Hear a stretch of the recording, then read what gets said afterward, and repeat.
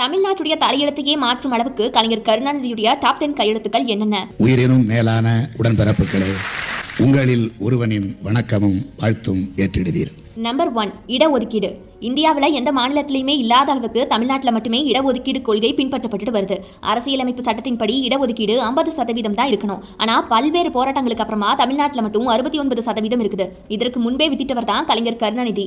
1970ஆம் ஆண்டு இதற்காக சட்டநாதன் தலைமையில் குழு ஒன்று அமைச்சு அந்த குழுவுடைய பரிந்துரை அடிப்படையில் 1971ஆம் ஆண்டு பிற்படுத்தப்பட்ட சமூகங்களுக்கு 25% இடஒதுக்கீட்டிலிருந்து 31%ஆகவும், அதுபோக தாழ்த்தப்பட்ட பிரிவினருக்கு அப்படின்னு சொல்லிட்டு 16%லிருந்து 18%ஆகவும் உயர்த்தப்பட்டுச்சு.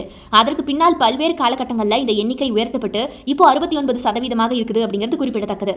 திக்கற்ற மக்களுக்கு திசை காட்டு நில ஒளியாய் வாராது வந்த மாமணி, வகுப்பு வாரி விகிதாச்சாரம், அனைவரும் சமமெனில் அவன் உயர் ஜாதிக்கு மட்டும் தங்கத்தால் மூளை செய்து தலைக்குள்ளே வைத்தானா? நம்பர் 2, 1 ரூபாய்க்கு 1 கிலோ அரிசி. 2006ஆம் ஆண்டு கருணாநிதி அவர்கள் முதலமைச்சராக இருக்கும்போது நியாய விலை கடைகளில் 2 ரூபாய்க்கு 1 கிலோ அரிசி வழங்கும் திட்டம் அறிமுகப்படுத்தப்பட்டுச்சு. ஆனால் அதே பின்னாட்களில் பார்த்தீங்கன்னா இதுவே 1 ரூபாயாக குறைக்கப்பட்டுச்சு. 3236 நியாய விலை கடைகள் மூலமாக 2 கோடி குடும்ப அட்டைகளுக்கு அரிசி வழங்கும் திட்டமாக இது கொண்டு வரப்பட்டுச்சு. நம்பர் 3, இலவச வண்ண தொலைக்காட்சி.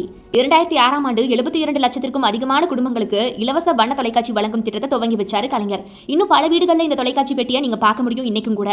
ஆனா பாருங்க, பல பேரும் தொலைக்காட்சியா ஆடம்பர திட்டம் அப்படின்னு சொல்லிட்டு விமர்சனம் செஞ்சாங்க. ஆனாலும் சமூக முன்னேற்றத்துடைய ஒரு பகுதியாக மட்டுமே அந்த தொலைக்காட்சியை பார்த்துச்சு திமுக அரசு. காரணம், அந்த காலகட்டங்களில் பலவிதமான வீடுகளில் டிவி அப்படின்னு ஒன்று இருக்கவே இருக்காதான். கூட்டமா மக்கள் பொருளாதாரத்துல அல்லது சமூக ரீதியாக உயர்ந்த நிலையில இருக்கிறவங்களை நோக்கி தான் ஒரு பொழுதுபோக்குக்கு கூட போக வேண்டிய சூழ்நிலை அப்ப இருந்திருக்கு. இந்த நுண்ணிய அரசியலை உடச்செறிஞ்சு இந்த திட்டம் அந்த இடத்துல நிலைநாட்டப்பட்டுச்சு அப்படின்னு சொல்லலாம் திமுக அரசால. நம்பர் 4, மாணவர்களுக்கான இலவச பேருந்து அட்டை. என்னதான் பள்ளிகள் இருந்தாலும் சத்துணவு அங்க இருந்தாலும் கூட மாணவர்கள் ஒரு கட்டத்திற்கு மேல பள்ளிக்கு வரது அப்படிங்கிறது ரொம்ப குறைஞ்சு போச்சு.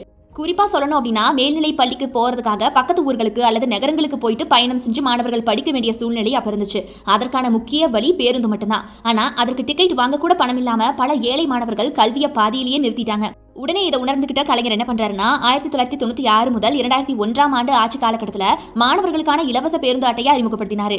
இது இன்னைக்கு வரைக்கும் செயல்பாட்டில் இருக்கு.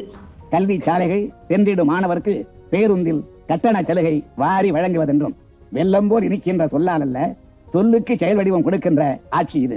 நம்பர் 5, கலைஞர் காப்பீட்டு திட்டம். லட்சமாய் பணம் கட்டி சுகாதார சேவைகளை பெற முடியாத மக்களுக்கு ஆறுதலாக வந்த திட்டம் தான் பாத்தீங்கன்னா இந்த கலைஞர் காப்பீட்டு திட்டம். குறிப்பிட்ட அளவு மதிப்பிற்கக்கூடிய அறுவை சிகிச்சைகள் மற்றும் நோய் சிகிச்சைகளை கலைஞர் காப்பீட்டு திட்டத்தின் மூலமாகவே இலவசமா நம்மளால செஞ்சுக்க முடியும். இந்த திட்டம் 2009ஆம் ஆண்டு ஜூலை மாதம் கலைஞர் அவர்களால் துவங்கி வைக்கப்பட்டுச்சு.